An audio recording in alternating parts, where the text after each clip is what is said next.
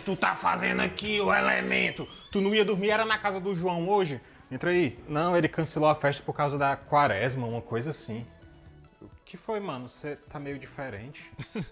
O que é aquilo ali que você colocou na entrada? É só uma superstição que a gente tem aqui em casa. Mas você sabe que tem que ser sal integral, né? Como assim? É que o sal refinado não funciona. Espera, como é que você sabe que... Eu falei que te pegava no próximo ano, garoto.